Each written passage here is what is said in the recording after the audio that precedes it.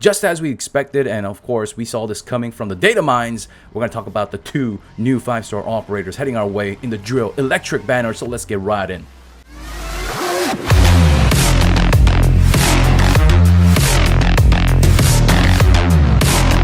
Okay, so we're getting the real deal here. I got this tweet, 3 p.m. That's when I woke up today, and we got the confirmation. We got Broca up in there, his preview on the official JP Arknights Twitter account, and yeah, it's gonna be reflecting what we're going to get in Korea as well as in the NA, EU, whatever, the global English side as well. So they already started to drop the breadcrumbs a couple of hours ago, and they're going to be doing that up until their launch, most likely on Wednesday for us on the 15th.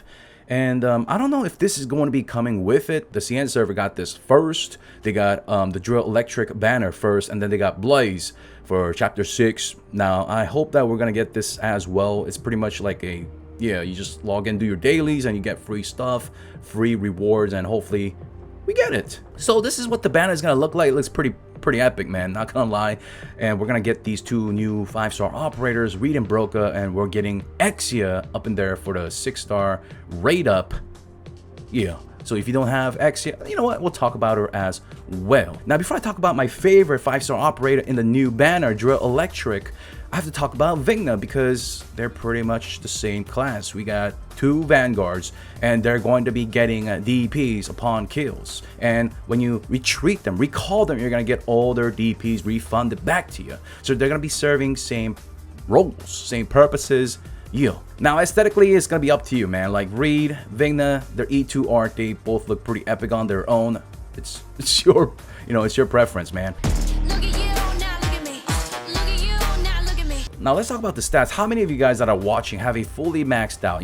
I'm talking about potentials, right? So how many of you guys have a max potential or near max potential Vigna? Because that's going to play a role in her deployment cost. Now, as for Reed, she's going to have 12 DP cost if you have 1 copy of her. I don't think you're going to be like, unless you're a whale like me and you're just going to be, spending to get them, to collect them. Even me, I'm going to just go for 1. I know, like, the huge spenders are going to go for, of course, potential 6, but I'm in no rush. I just want to get 1, just for the content and videos. But yeah, I'm just going to go for, yeah. I already told you guys how many copies I'm going for. What I'm trying to say is that there are big boy banners heading our way. You guys already know I've covered this in detail in my previous 2 videos. I'll link it somewhere on the screen. If you've been playing since day 1, you have a potential 6 Vigna. She's going to cost 9 DPs to deploy. Their attack speed and block, it's going to be the same. As for DPS, if you have a fully maxed out E2 level 70 skill 2 M3 Vigna versus, well, yeah, Reed does have an advantage. She can go 10 levels higher. But if we had like a same equivalent level with potential only at, potential 1, and we maxed her skill 2 out as well, Vigna will be doing more DPS in terms of physical damage. However, Reed went to Hogwarts or something. She got some magic damage. She got some arts damage, baby. And yeah, so you can see that the attack multiplier for Vigna, it's a lot more solid. They're pretty identical, except that Reed does have more magic resistance. So if you want to deal with casters, like you want to single them out, well, obviously, because Reed has 1 block, and you just want to deal with them like the first contingency contract when you have to deal with, those enemy casters that AoE your squad down.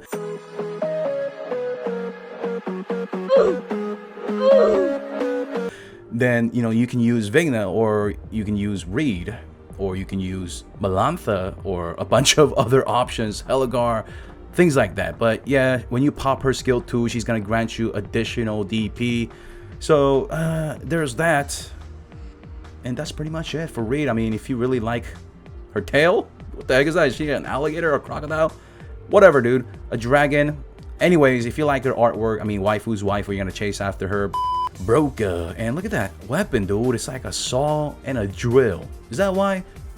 Drillelectric. I don't know, man. But we're gonna talk about, of course, Broca here, as well as Spectre. They're both guards. They both do pretty much the same thing, but not really. They have 3 blocks at E2. They gotta be at E2 to have 3 blocks, and their trait is pretty much the same. Attack multiple enemies equal to block count. That does not mean they have to be blocking 3 enemy targets. They just AoE equal to their block count. Okay, so that's all that matters. At E2, they're gonna have 3 blocks once again.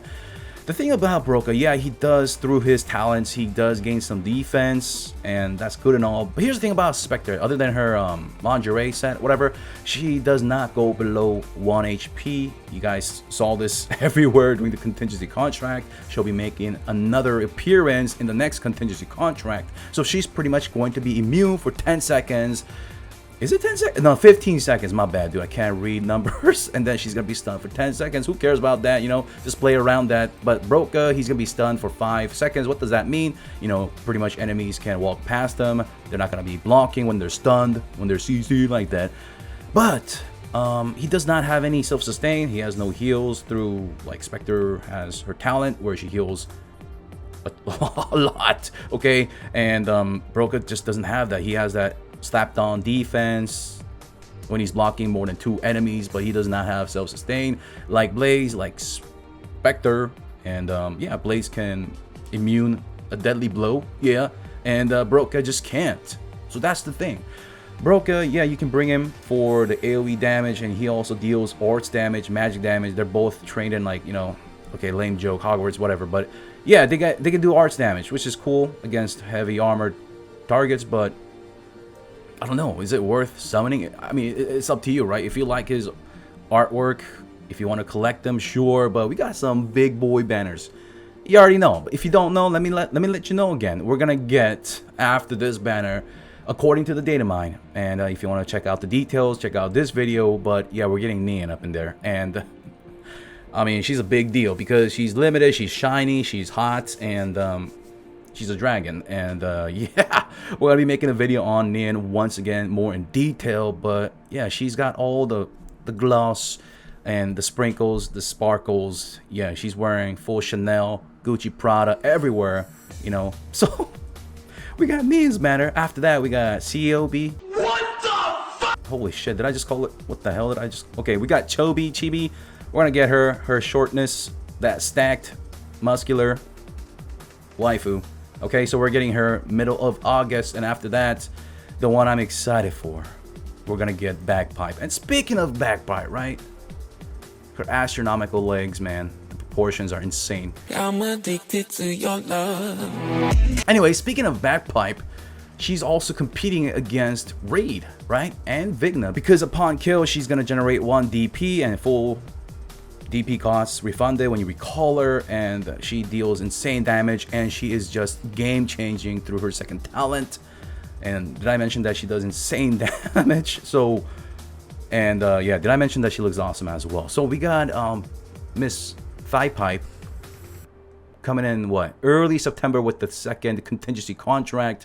Barren Land heading our way, which I have videos upon videos ready to be released.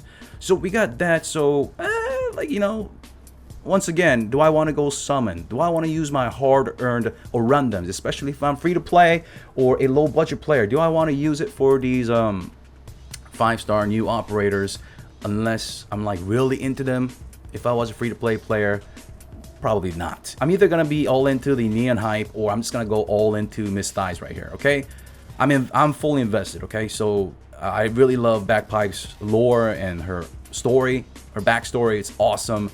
I love her optimism. So I mean, when it comes to waifus, just art-wise, personality-wise, I'm gonna go for Bagpipe. You just gotta know what you're getting yourself into. That's the whole point of why I make these videos, other than to have fun and talk about these operators. You just gotta play smart, save smart, and yeah. Because soon enough, we're gonna be preparing for a contingency contract, Barren Land. Now, what about Exia? She's been here quite often. Apple Pie, she's appeared quite often. You know what? Let me check it out real quick.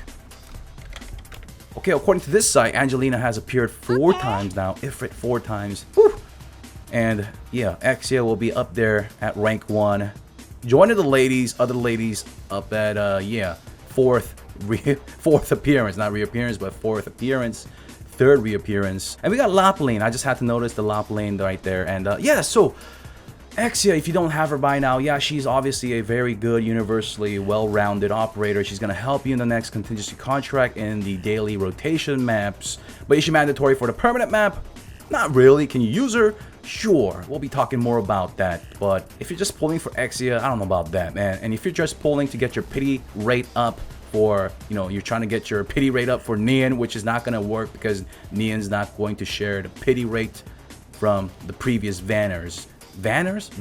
Okay, so yeah, if I was complete free to play, I'll just do the guaranteed. I'll do my singles, and oh man, even that is, woo, we got some crazy good operators that are game changing once again, like Bagpipe, Miss Bagpipe heading our way, and yeah, the Neon hype. And we got, you know, after that we got just back to back. We got Phantom, we got W, Weedy, just it just never ends, right? So do you want to go really crazy for these 5 stars when there are other alternatives, even cheaper ones, or ones that have been around for a while? And we also had Blaze launch before this, right? So if you pulled Blaze, I don't yeah, there's a place for these operators. I'm not saying they're bad, right? It just do we really need them? Maybe it's the timing. Maybe if they tied in with a new 6-star operator as well, that would have been a different story. But anyways, it's what it is, right? So the choice is up to you guys. I just wanted to talk about them. Hopefully you guys enjoyed the video. If you made it this far into the video, I would greatly appreciate it if you just support the channel, where I cover Arknights and soon Genshin Impact as well, and other future games. Subscribe to your boy and smash that like button. Leave a comment down below if you're gonna skip or save. What do you guys feel about these operators? Let me know down below. Thank you so much once again. Your boy Zeals out.